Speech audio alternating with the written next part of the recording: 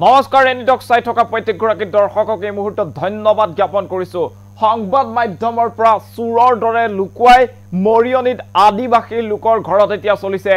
Bulldozer মৰিয়নিত সংগঠিত কৰিছে সেই ভয়ংকৰ কাণ্ড এতিয়া এইখন চৰকাৰৰ কাৰ্যকালত খিলঞ্জীয়াৰ কি গতি হৈছে যিখন চৰকাৰে জাতি মাটি ভেটিৰ ৰক্ষা কয়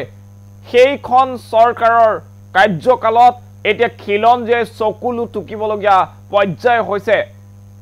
জাতি মাটি ভেটি ৰক্ষাৰ প্ৰতিশ্ৰুতিৰে শাসনৰ বাগজৰি ধৰিছিল বিজেপিৰ শাসনাধীষ্ঠ চৰকাৰখনে আৰু বৰ্তমান সময়ত ৰাজ্যৰ চৌদিশে এতিয়া খিলঞ্জীয়াৰ হাহাকাৰ অৱস্থা এইবাৰ মৰিয়নিত এক ভয়ংকৰ ঘটনা সংঘটিত হৈছে সংবাদ মাধ্যমৰ পৰা লুকুৱাই চুৰৰ দৰে বুলডোজাৰ লগাই ভাঙি দিয়া হৈছে এটা আদিবাসী পৰিয়ালৰ বাসগৃহ এই মুহূৰ্তত সবিশেষ খবৰ আপোনালোকক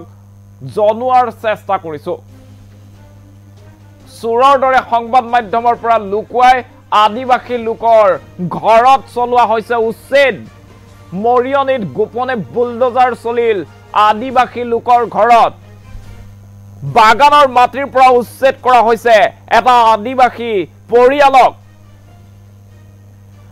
বছৰ বছৰ ধৰি এই স্থানত বসবাস কৰি আহিছিল এই পৰিয়ালটোৱে আৰু তাৰ পাছতেই বাহনী চাহ বাগিচাত নতুন মেনেজাৰ আহিছে আৰু সেই নতুন মেনেজাৰৰ নিৰ্দেশত এনে ধৰণৰ ঘটনা সংঘটিত হৈছে সমগ্ৰ ঘটনা সংবাদ মাধ্যমৰ পৰা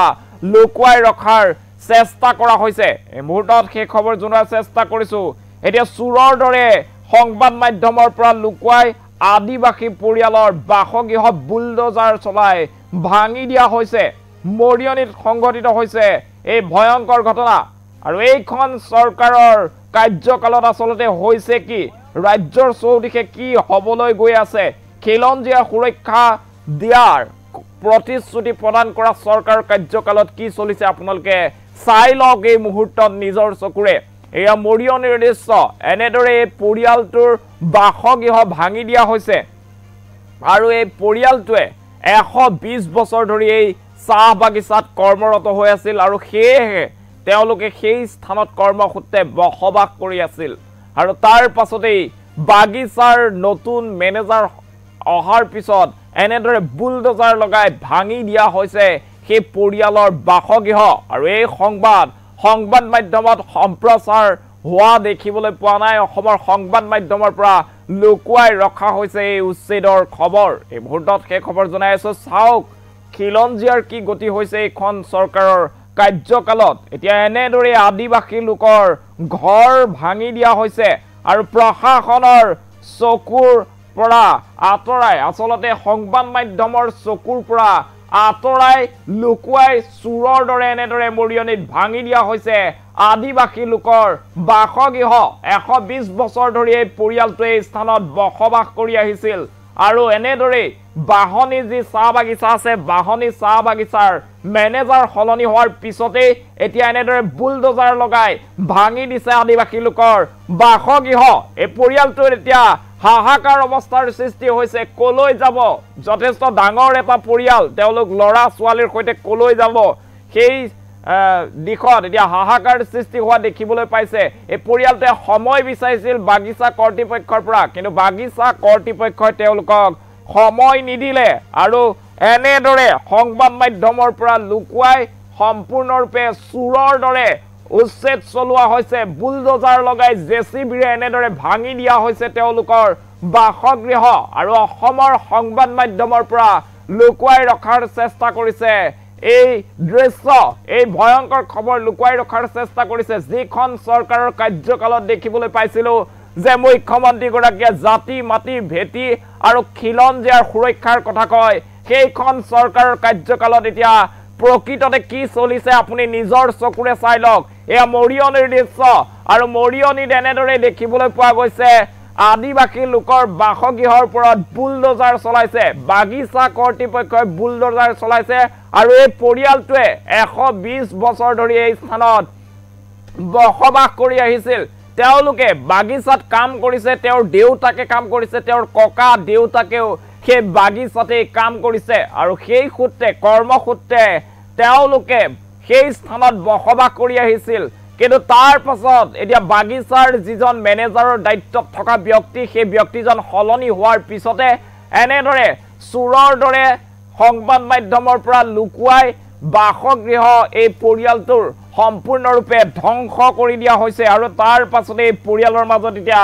হাহাকাৰ পৰিস্থিতি পৰিয়ালটোৱে কৈছিল যে আমাক কিছু সময়ৰ প্ৰয়োজন আমাৰ যি বয় বস্তু আছে সেইসমূহ অন্য স্থানলৈ নিয়াৰ বাবে কিছু সময় প্ৰদান কৰক কিন্তু তেওঁলোকৰ সেই কথা শুনা নাছিল কৰ্তৃপক্ষই আৰু তাৰ পাছতে এনেদৰে চুৰৰ দৰে প্ৰশাসনৰ চকুৰ সন্মুখতে সংবাদ মাধ্যমৰ পৰা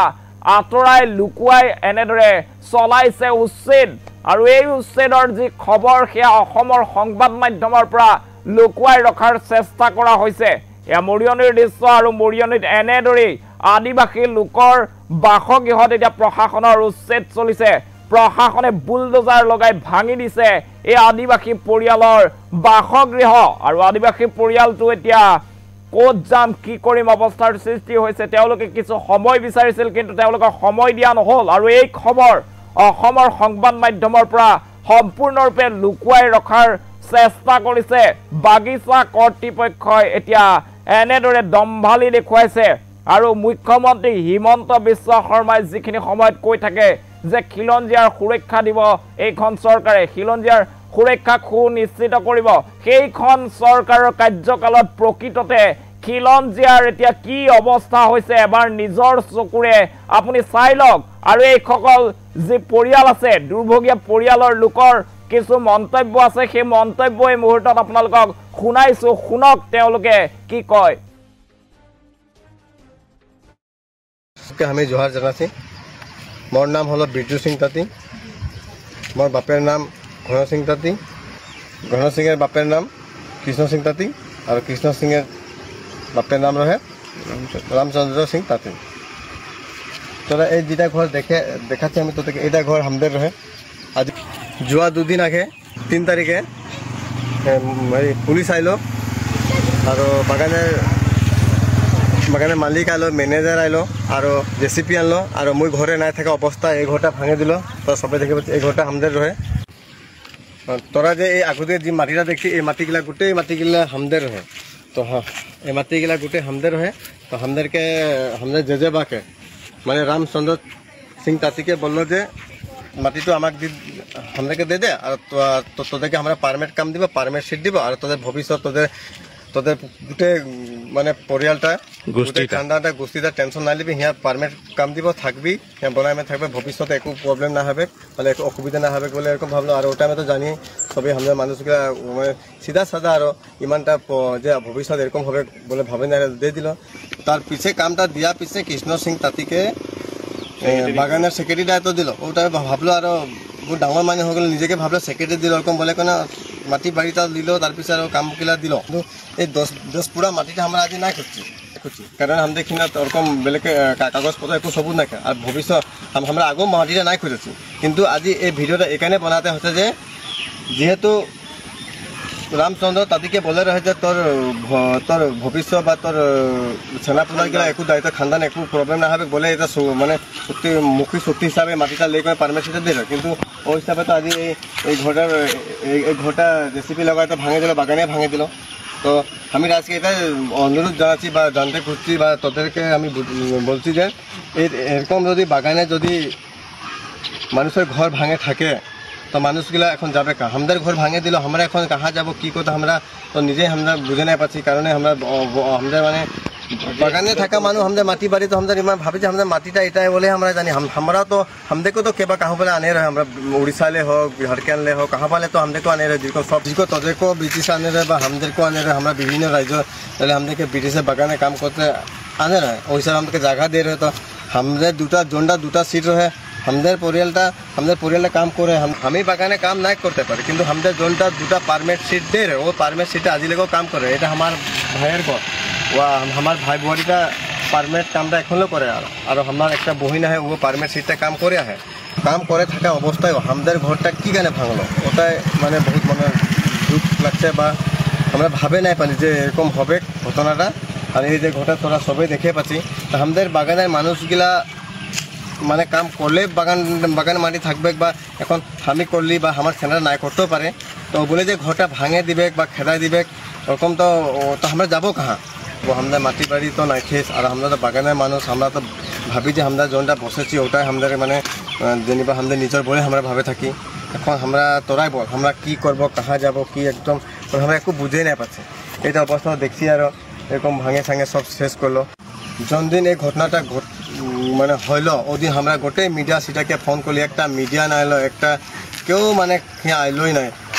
এখানে আমরা নিজেই মোবাইলে নিজে মানে এটা ভিডিওটা করে তোদেরকে গোটে আসামের রাজকে আমরা জানাতে খুশি যে এরকম এরকম ঘটনা একটা বাগানে ইমান বছর থাকা পাছতো যদি ঘর ভাঙে দিয়ে ও বাগান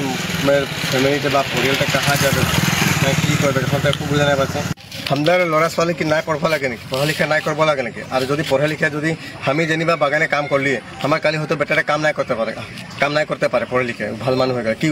তবে আবার ঘরটা ভাঙে দিবে নাকি বা আমরা বাগানের মানুষ যে বাগানের মানুষ সব থাকলে যে বাগানে সবাই গুলাম হিসেবে কাম করতে লাগে ওরকম তো কোনো কথা নাকি গতিকে এটা আমরা সবাই চিন্তা করতে লাগবে মিলে চলে ঠিক আছে তোদেরকে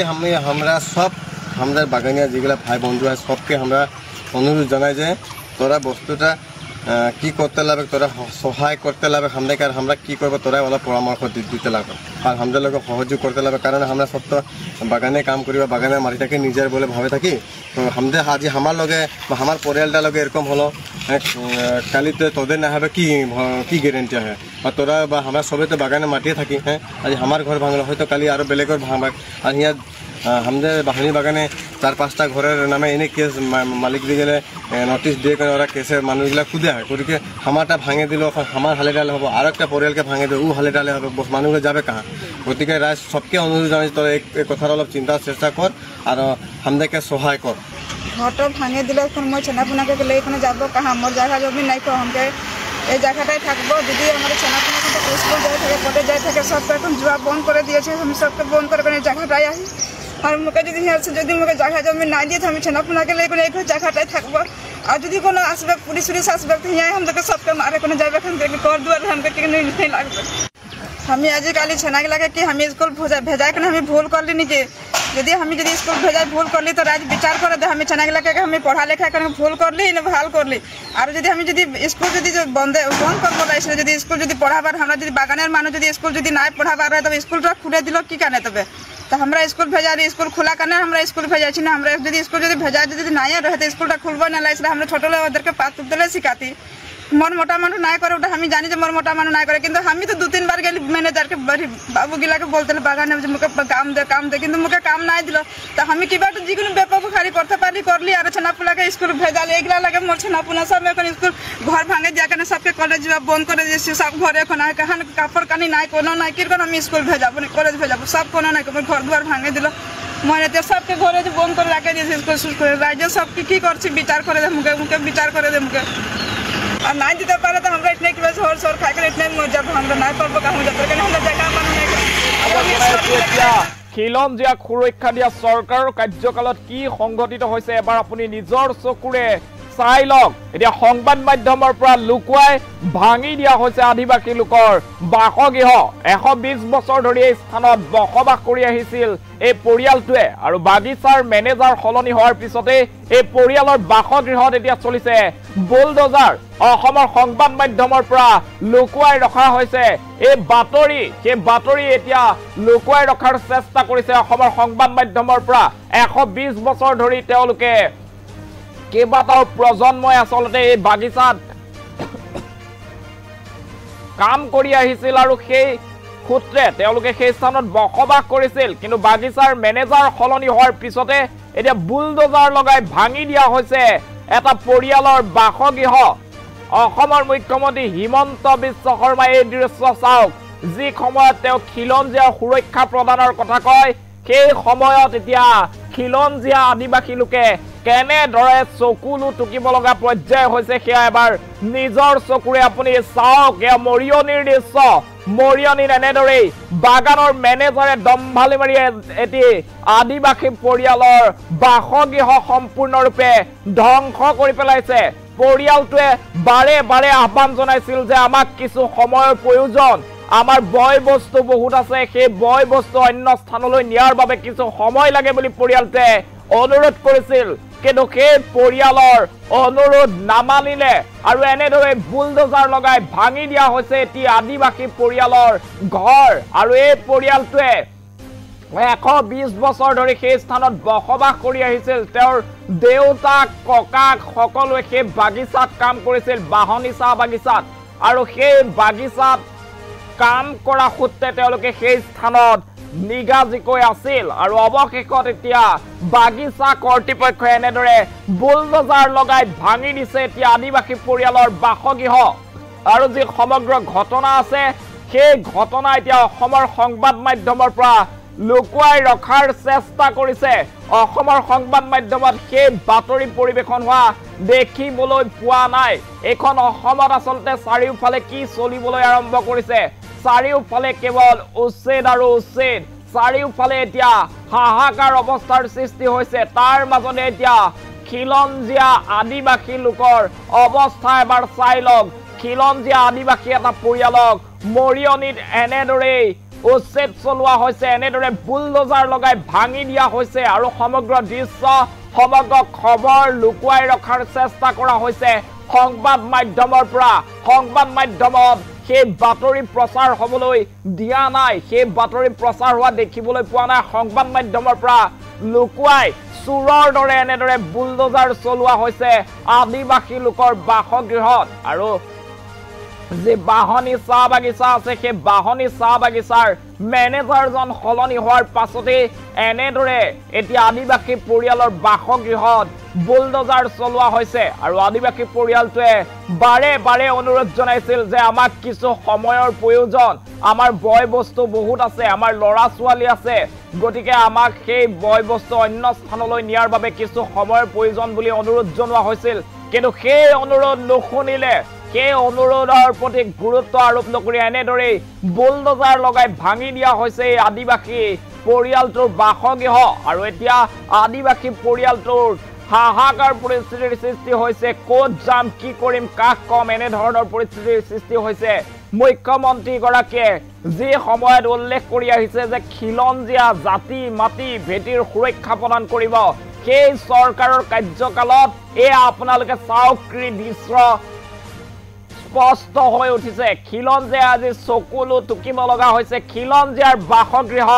ভাঙি দিয়া হৈছে বুলডোজাৰ লগাই এতিয়া গুণ্ডাগিৰি চলিছে খিলঞ্জীয়াৰ ওপৰত আৰু যে মৰিয়নিৰ চাহ বাগিচাত এই পৰিয়ালটোৱে বছৰ বছৰ ধৰি বাস কৰি আহিছিল 120 বছৰ ধৰি এই পৰিয়ালটোৱে বাস কৰি আহিছিল কিন্তু সেই পৰিয়ালটোক বৰ্তমান সেই স্থানৰ পৰা উঠাই পঠিওৱা হৈছে আৰু বাকি যিসকল আদিবাসী লোক আছে সেই সকলকো ভাবুকি প্ৰদান কৰা হৈছে যে যদিহে বাগিচা কৰ্তৃপক্ষই বিচাৰে তেনেহলে বুলডোজাৰ চলাই হলেও সেই স্থানৰ পৰা সেই লোকক আঁতৰাই পেলোৱা হ'ব তেওঁলোকৰ কোনো ধৰণৰ অনুৰোধ নুশুনিব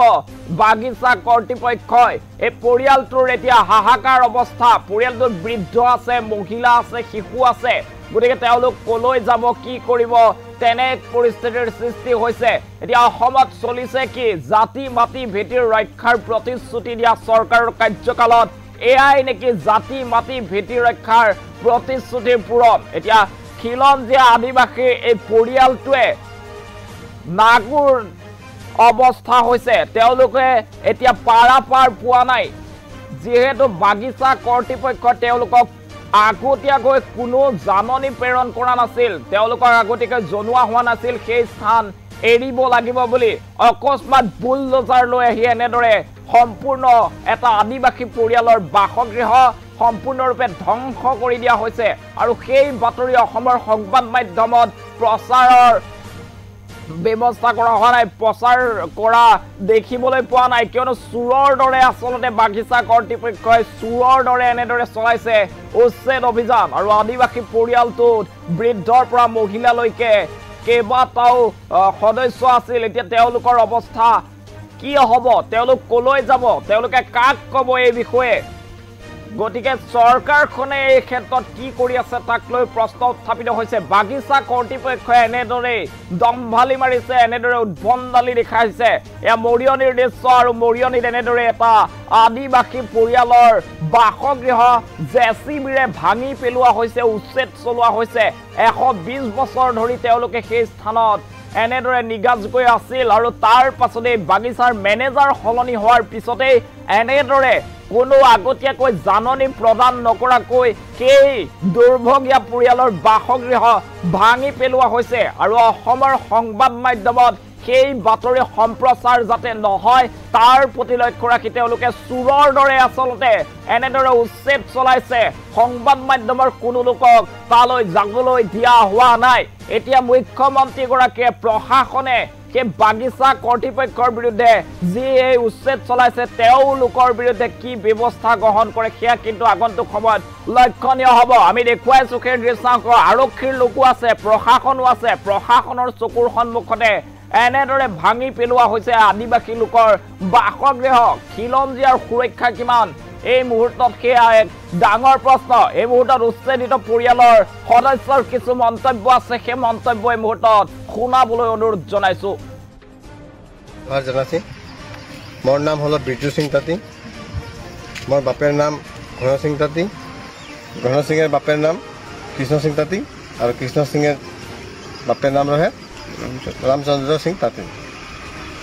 তোৰা এই যেটা ঘৰ দেখাচ্ছি আমি তোদেৰকে, এটা ঘৰ আমাদেৰ ৰহে। আজ যোৱা 2 দিন আগে 3 তারিখে পুলিশ আইলো আর বাগানের মালিক আইলো, ম্যানেজার আইলো আর জেসিপি আনলো আর মুই ঘরে নাই থাকা অবস্থা এই ঘরটা ভাঙে দিল। তো সবাই দেখে পাচ্ছি এই ঘরটা আমাদের রহে। তোরা যে এই আগতে যে মাটিটা দেখছি এই মাটিগুলা গোটেই মাটিগুলা আমাদের রহে। তো হ্যাঁ এই মাটিগুলা গোটেই আমাদের রহে। তো আমাদের জেজেবাকে মানে রামচন্দ্র সিং তাঁতীকে